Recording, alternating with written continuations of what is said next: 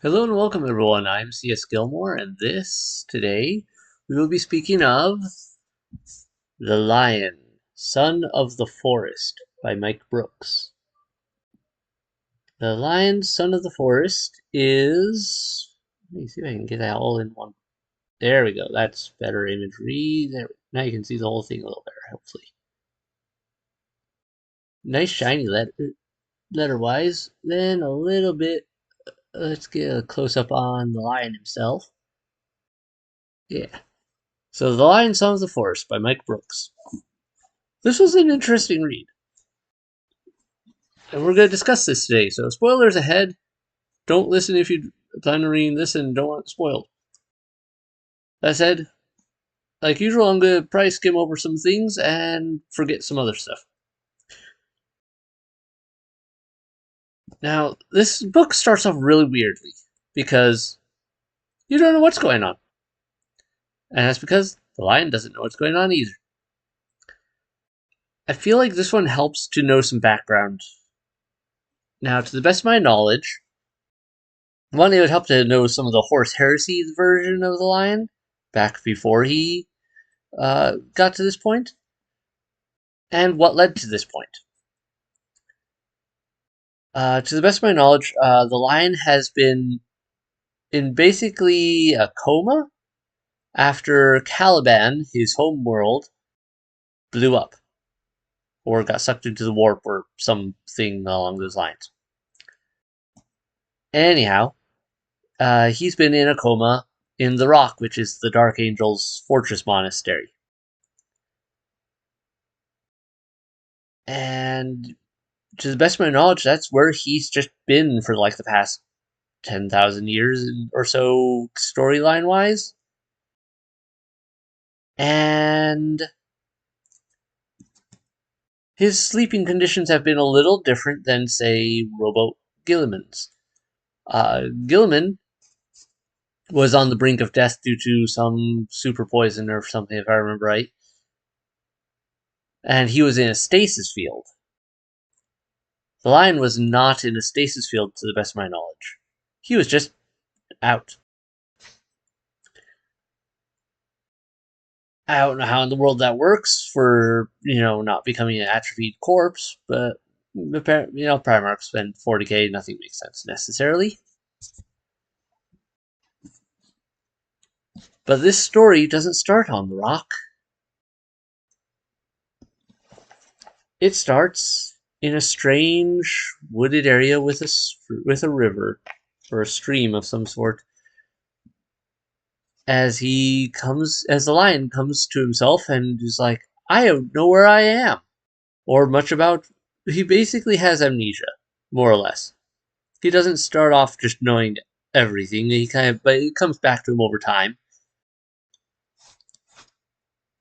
But he starts off just wandering in the woods and kind of going off of instinct more than anything, which kind of works. Storyline wise, when he ended up on Caliban as a child, he was basically a feral child until the Night Houses found him, or the Knights of Caliban found him and took him in, and so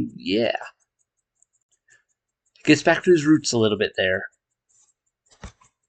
And he goes and is exploring that area and ends up leaving that area after a bit. He ends up on a different planet, not in the Rock. Apparently, this is tied to. So, generally, the Primarchs each have their own gifts. Robo Gilliman is really good at Excel programs. No, I don't know. He's very good at a lot of things, with organization, micromanaging, and whatnot. Angron was supposed to be empathetic, but he got the butcher's nails and became a berserker instead. I believe it was Magnus, who was super good at Psyker junk. And Alpharius and Omega, the twin Primarchs, had a very interesting stealth ability. Like, they were very good at just not being seen.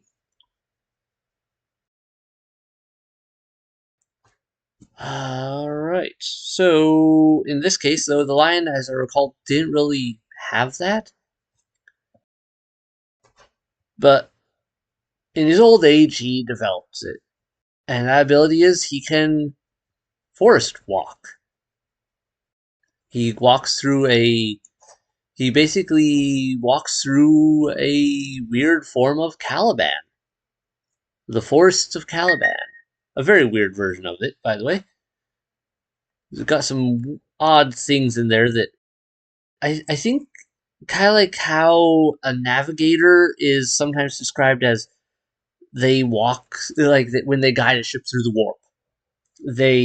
Each navigator sees the warp differently. Some of them see paintings or colors or just sounds even, and other things that they guide the ship through the warp with. I feel like for the lion, basically he's got that ability. Well, for him, it's he sees Caliban, the forest of Caliban, and he goes through that forest. But he can detect, there's something coming up over there. We don't want to go that direction. There's a predator over there, say a giant warp entity, perhaps. Or something dangerous is over here, and there's some weird stuff over this way. And he ends up seeing some odd stuff while he's in the forests of Caliban. He sees like an old man bleeding into the water in a boat while there's weird things in the water circling around him. And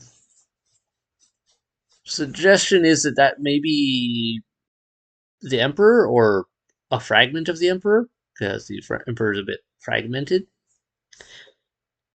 Hard to say, but anyway, the lion wakes up, ends up on another planet, and dealing with some things, figure out who he is.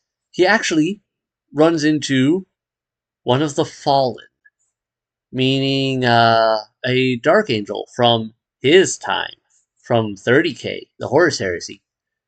One of the ones that was on Caliban when there was the whole rebellion issue and Caliban died as a planet. Yeah. Anyway, the lion and this fallen have a bit of a conversation and duel, under which circumstances they kind of work things out.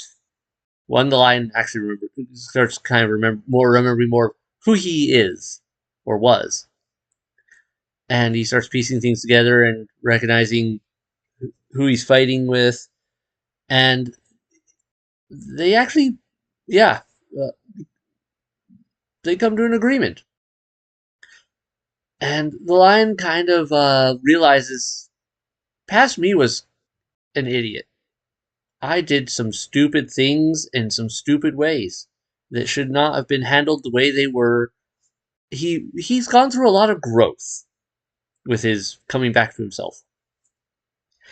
And we get to see him learning how to take how to move forward. He goes and he basically works out, hey, okay, so you're the one of the fallen. But were you in on the rebellion? Have you been doing warp junk? No warp junk? Okay. We can work past this. We don't have to kill each other. He's become a functional adult. It only took 10,000 years in a coma. But, yeah. So, anyway, he starts redeeming the fallen, as it were. Or starts with this one, and he ends up going on.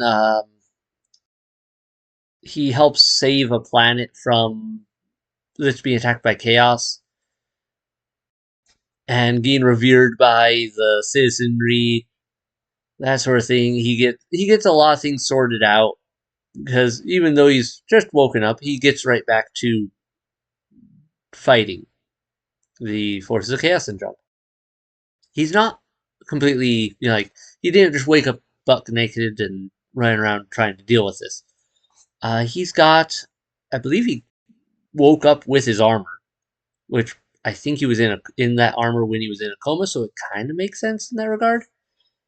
And I can't remember if he started with a weapon or not, but he did have a shield. He has the Emperor's shield.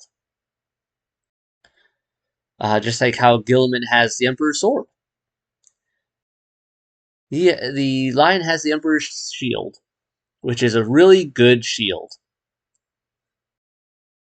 But he's also coming to terms with what is going on. And there are some really funny parts in this book, I will tell you that. I believe there was a part where they get given accommodations, and like the humans have this baseline humans have tried to accommodate him and the fallen with him, and he like looks at this bed they've put together for him, and he's like, I can't sleep on that, I'll break it. And so he ends up sleeping on the floor, but he's kind of used to that sort of thing anyway. I mean, he slept on to the best of my knowledge, basically a rock pedestal altar thing for 10,000 years. What's a floor? Is probably softer than what he's been sleeping on anyway. So there's that. And turns out the Chaos forces he's fighting against, more of the Fallen. Huzzah. And yeah, there's some weird stuff that goes on. He ends up going around, and he's also coming to understand his abilities more. I believe there was at one point where he accidentally forced walks and ends up on another planet. Or I can't remember if he did all of them entirely purposefully. It was that, or he was like, okay, how did I do this? How did I get here? And then he kind of tried to do it and actually did it. But so he can jump between planets without a spaceship. Really handy ability. But he goes, and also, as I recall, he can take others with him through this forest walk. I think he ends up taking some of the people that got assigned to be his guards, and he, of course, taking the fallen that he's gathering up with him. And he goes around and starts collecting more fallen that aren't chaos corrupted. And there's a bit of, the roughness of that, of them not really trusting him because they remember the old lion, and they're like expecting him to kill them. And also, there's a lot of confusion of like who betrayed who in the Horus Heresy, because some of those that were in the whole on the other side of things during the Horus Heresy may not have been dialed in as to why the lion had attacked Caliban and everything, and weren't aware that their leaders at the time had gone chaos corrupted. So many bits here I'm going to forget to cover.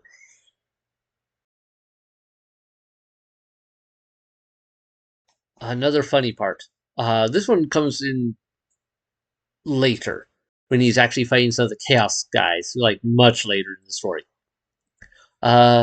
Some of the Chaos people have done some really weird things, because one thing he goes and he realizes the universe is still sucky and the Imperium is a mess, and there are people that are scared. This takes place right after the Cicatrix Maledictum tore open, by the way. So, and he's on the dark side of it. He's on the side of it away from the light of the Astronomicon, wherever it was. He's on the side that doesn't get the Emperor's light.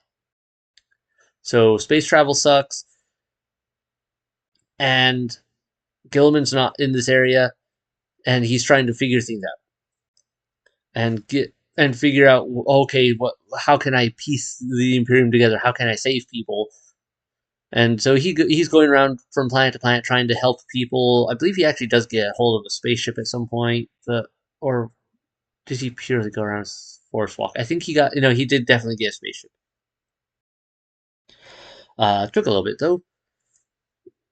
And so they have that travel as well. But he realizes, it turns out the Chaos Forces he's fighting are also members of the Fallen, and some of them are more fallen than others. There's one guy who's, I want to say, part of his head, like part of his face, is permanently on fire. Little chaos corrupted. Slight problems. And they've been up to some really weird stuff, like killing every person on a planet, taking all of their bones and turning it into a satellite around the planet. And all of this done to perform some dark ritual. Now, that's pretty weird already, take everyone's bones for one and putting them all together and making them into basically a small satellite space station. That takes some dedication, for one thing, some real time and effort. There were, I want to say, two main Fallen that were involved in this area. There was the guy with the flame skull. I can't remember if he was Fallen for sure himself, or if he was just knew some of the Fallen. I want to say he was one of the Fallen also. But there was definitely, I can't remember whether he was a Fallen or not, irrelevant for the moment. One of his underlings is one of the Fallen for sure. And he's interesting because he's kind of got some mixed feelings about what they're doing. And especially once he learns the lion's back. And they actually have some encounters with this guy because they go looking for one of the Fallen, and he's looking for some of the Fallen as well. Both of them are on recruiting. The Lion to try to gather up his sons and figure out what in the world's going on and move forward. And the Chaos guys recruiting to, have their warband. But one of these funny parts, I got distracted talking about this satellite, which is kind of weird and funny in its own. But there's a funny part that comes in between the Lion and these Chaos guys. At one point, he gets fighting on them on their area, their ship, and the Chaos guys are doing their thing, and they have their encounter, and the Lion basically sneak attacks them by using his forest walk to go from his ship to their place without taking a shuttle. And he brings along the Fallen he's gathered and been redeeming and retraining and working with and everything. So he's got a small squad by the end of this book. And they sneak attack the enemy, and he's fighting like the Chaos guys, and he's like, "What did you do to me?" And he's like, "What do you mean? I didn't do anything to you." "Surely you did. Why am I slower than I should be? Why do I have this ache?" And the Chaos guy just laughs. He's like, "You got old." He's like, "You think I've cursed you, that the powers of the warp are at work here. You just got old, man." And so that's one of the funny bits also is the Lion coming to terms with the fact that he's not in his prime anymore. He actually has aged. Turns out, Primarch, 10,000 years, he's still alive, but he's actually feeling the effects of those 10,000 years of not being in stasis, of actually aging. And he's got a bit of arthritis kicking in. And yeah, he's not quite as fast as he was or as strong as he was before. And the Chaos guys want to use him in their ritual because they want to. Turns out the Chaos Sorcerer guy with the burning face took something from somewhere in one of Zinch's domain areas. He's got these this mirror setup, which he tries to use to take over the lion's body. I think he was trying to do a body swap, but I'm not 100% sure.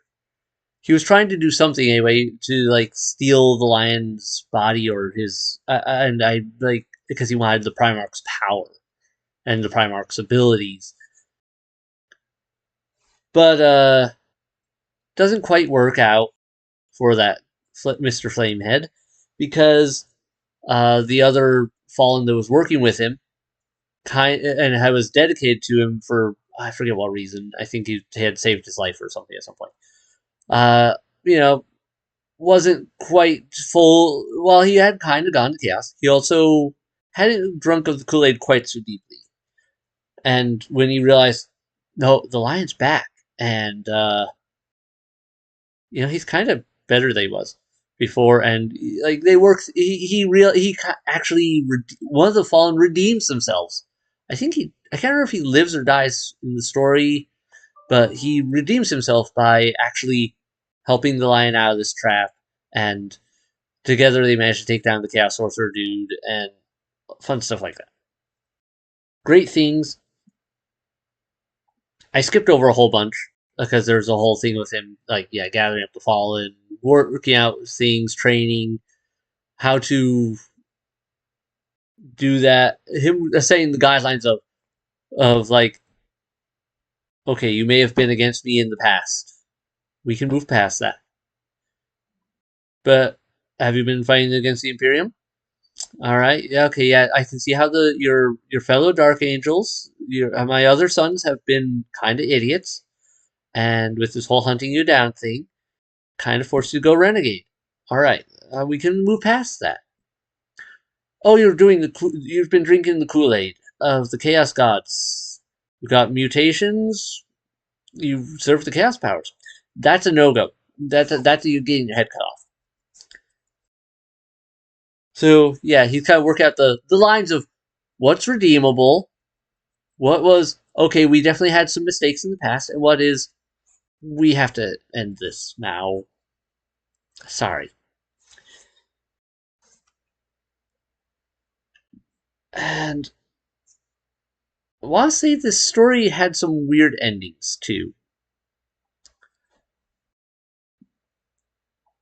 Oh, I forget the exact details. It's been a long time since I read this, but it was I want to say he met Dante. Poor Dante cannot catch a break. Poor Dante, who's just like, I'm tired. Let me die. And everyone and their grandfather, his father, etc., and so forth, was like, no, you've got stuff to do. Go back. And in this case, the lion going, you're still doing great here. But I would like some more details on the lion and how the Dark Angels are doing, because in a more recent setting, because to the best of my knowledge, Dante ends up taking him back to the Dark Angels, and they work some stuff out there. And I can just imagine that. And some of this info I'm getting not from this book, but also from like some of the other bits of lore I've gathered around the lion over time. To the best of my knowledge, he gets brought back to the Dark Angels, and they're dealing with coming across the Cicatrix Maledictum, reconnect the Imperium, work things out. But I really want to know. I really want a story to go into him meeting the rest of the Dark Angels and going, by the way, these guys, they're fine. Quit killing them. Because I bet Asmodai is going to have his head explode. Because he's all that. As I recall, he's like the Lord of Repentance, the guy who's like, I will torture you until you repent and admit that you were wrong, and then I will give you the Emperor's mercy. Or otherwise, we'll torture you for some more until you do. No matter how long it takes. And now they've got their dad coming in going, kids, cut it out. No killing your brother. No, put the excruciator down. Whatever that torture device is, no, stop it. Did he do chaos choose? No. Stop killing him. We can talk this out. Like, I can only imagine it is going to be a weird, awkward family reunion of the Dark Angels having to work past their super convoluted issues of we have to hunt down the fallen. No one can know about the fallen. To the line going, these guys were fallen. They're redeemed now. Cut it out. I said they're good. You kill them, we're gonna have issues. Because especially since the fallen that he's redeemed have kind of become his own personal squad. So I can only imagine some of the loyalist Dark Angels are gonna be so jealous. I can only imagine. But I want to know how. I want more stories to tell me about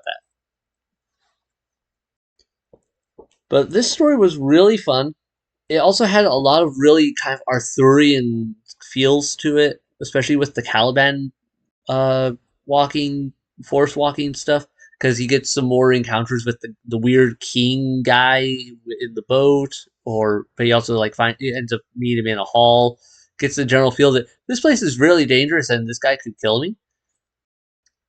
But and he tries to communicate with the guy and doesn't really succeed all that well. So, but there's some good ideas that he's the weird king who's bleeding all the time and feeding these weird creatures. Maybe the emperor kind of just staving off some horrors of the warp. And yeah, no, it's a fun book just seeing his development as a character. And I think that's what this book was primarily about, was the lion returning and him coming to terms with, wow, this is actually possibly worse than when I went into a coma in the first place.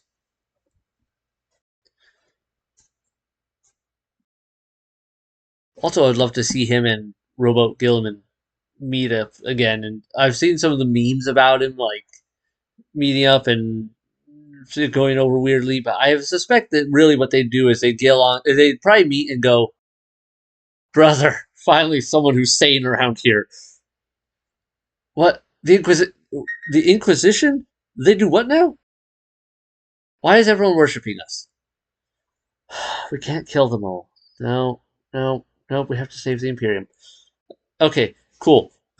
Like I can imagine they would have a lot to talk about and bemoan the loss of the Imperium's what it was before, which wasn't necessarily great, but it was definitely probably better than it currently is.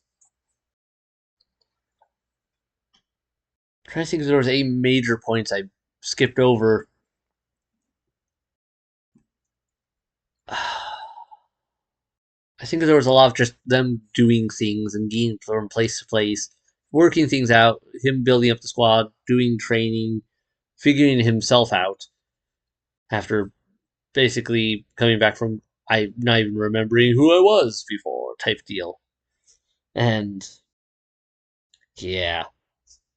We also learned that I think from the codex that Caliban, like, not sure where he's been force walking through. It seems to be more of his own recreation of Caliban because Caliban itself turns out got sucked into the warp.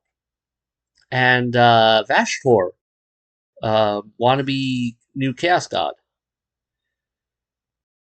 he may have glued it back together and turned it into a chaos planet. I don't know how that's all gonna go down in the long run, but yeah. I hope they don't just completely forget about the whole Vashtor storyline and him with his MacGuffins and going off doing things and trying to find the Black Library, I think. Really hoping they go somewhere with that, but I don't know what they're going to do with it. Because that sounded really cool. But I would definitely like more books about the lion because this was a good read. Was it a top 10 book of mine? I don't think so. But it wasn't. but it was a good book. It was fully readable. I don't recall there being any points that I didn't like. But it was a very steady pace, and the I really loved it. I think mostly because of all the lore we were getting, just of the lion's back. Hooray! We can actually get a bit on how he's doing. Second Primarch returned. That isn't a demon Primarch. Looking forward to some of those demon Primarchs coming back into play a bit more too. But also, yeah, I'm curious to see where I'm curious to see what Games Workshop's going to do next.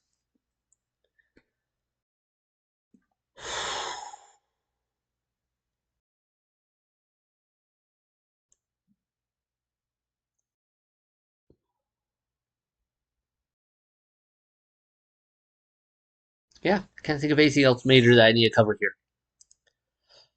Definitely read. It's a worthwhile read. It's also not the heaviest read. Like some books you go into and they're a slog to get through.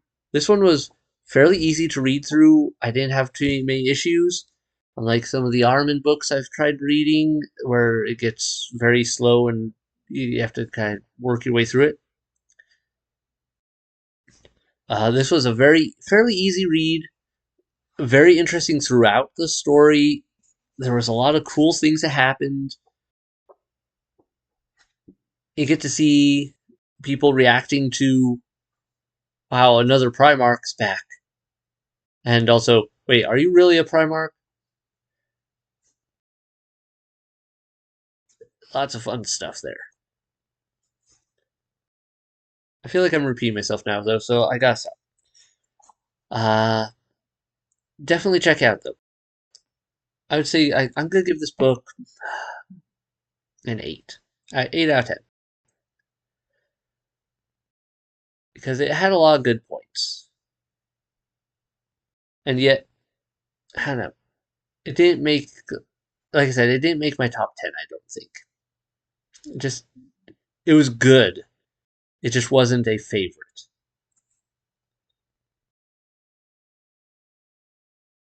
Not sure why I would be missing it. What would have changed it into that though? Hmm.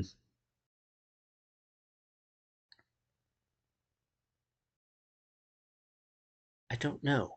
I'm not sure what it is that hits up differently for me with some books. Because it had some humor, it worked well, the story was good, the lore was really interesting. Maybe I'm being a little too harsh. Maybe I should give this one a 9. Because yeah, it had a lot of good. I can't think of anything bad that sticks out to me on this one. There weren't any major loopholes in the plot. There weren't any weird bits in the lore that I was like, oh man, what? But I will say, making a giant space station out of everyone's bones on an entire planet, basically making a new moon out of bones, weird. Definitely odd choice, but that's Siege for you too. Siege worshippers do weird stuff. I remember a story once I read where it was a short story, one of the omnibuses or something, where a there's like a mining space station and a Chaos Space Marine ends up on board, and turns out he's a Tzeentch worshiper. He starts yelling, "All hail the Lord of Change!" ad nauseum, and then he becomes a giant monstrosity. And they try to vent him, and it doesn't work. And he literally eats the entire space station because he just becomes a creature that absorbs the space station and just keeps spreading and growing with eyes and teeth and junk, all while the whole Lord of Change thing going on. So Tzeentch does weird stuff sometimes, just a little. So I guess maybe a giant bone moon or satellite for a planet to perform a ritual isn't that weird. I don't know, hard to say.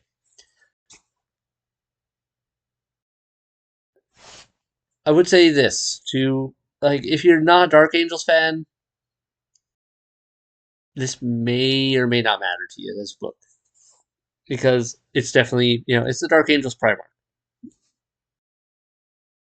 It's going to be a Dark Angels book. But I will say it was different than most Dark Angels books because of the whole redeeming the fallen thing. Um, it was Most Dark Angels books tend to get into that a little bit of Arthurian touch with the knighthood thing, but also they tend to get very paranoid about the fallen all the time, and that's their they won't stop. The Lion was less paranoia about the fallen and more like questioning himself and whether he had failed them and trying to redeem himself as he redeems them type of deal, and also trying to figure out a really weird situation he's in. So it had a definitely different feel than most Dark Angels books. So even if you don't like Dark Angels, you might like this book.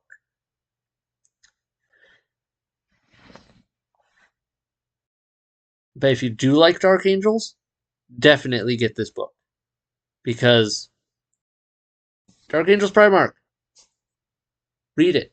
It's great. And you're actually getting your chapter having some progression other than we have to find the fallen. Never mind that we just committed the possibly treason against the Imperium to kill that entire city that were rumor about them and may have seen one. No. Well, or that we abandoned our allies in that major critical battle over there because someone said there might be a fallen over that corner of the galaxy over there, and we had to pull everyone out to go hunt for him. Yeah. Congratulations. Your chapter might move on to actually doing something productive other than betraying your allies to hunt down the fallen. Not to say that some of them don't do productive things. We've talked about some of the previous stories where they actually do have some of them doing productive stuff, but they do have a bad tendency of betraying themselves and others in stupid ways tactically because of the fallen.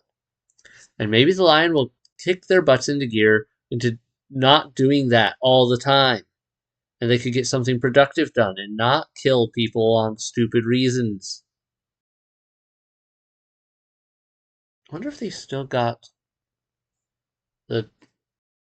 I wonder if he's still got some of his Dark Age of Technology junk lying around somewhere in the rock. Because he used to have some lobotomized men of iron in there. If he really didn't like the place, he could just drop them on a planet and have them murder everyone. I don't know if Ashtor stole those or not.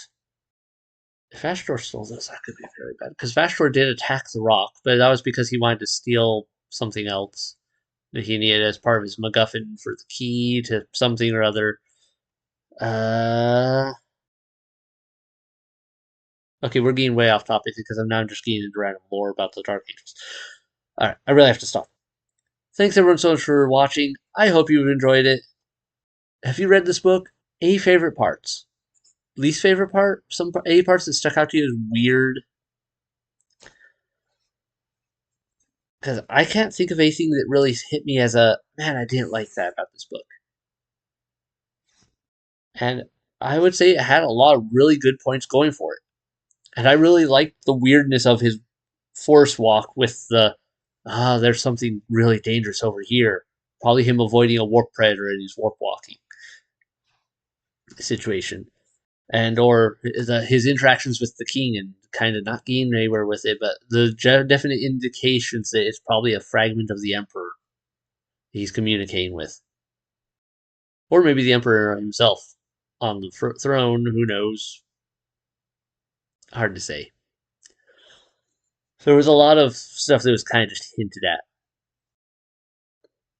and I really feel like they could go further with, like, they could build a story off of this. But that's it for tonight. Comments below on all that. What do you think? I'd love to hear your thoughts on it. And otherwise, yeah, I actually liked this book. It was pretty good. And What else should I bring up? Hit like, hit subscribe if you haven't already. If you're new here, that way you keep up with new releases. I tend to do book discussion each Saturday is what I've been aiming for.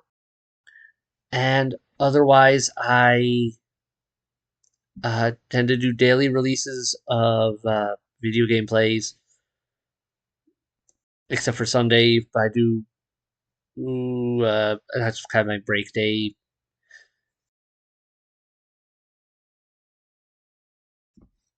Yeah. Next book. Next book I'm going to discuss is Void King, I think. Yes, I want to do Void King next. That one was different. It's about a rogue trader, or rather, the rogue trader prince kind of setup. Like, rogue trader consortium, and this guy inherits it, and the dealing with that and other rogue traders. Like, what happens when you get multiple rogue traders in one place and having to work together? It's also a modern setting, more or less, where they're trying to work out crossing the Cicatrix Maledictum under Gilman's request to, explore and be rogue traders and help reestablish the Imperium. So it's going to be an interesting read. I think if you haven't read it already, give it a look. There were definitely some twists in that one that I did not expect. But I'll wait till I talk about that one to actually talk about that one, because yeah, there's a lot to unpack there. Thanks everyone so much for watching. Good night. Bye.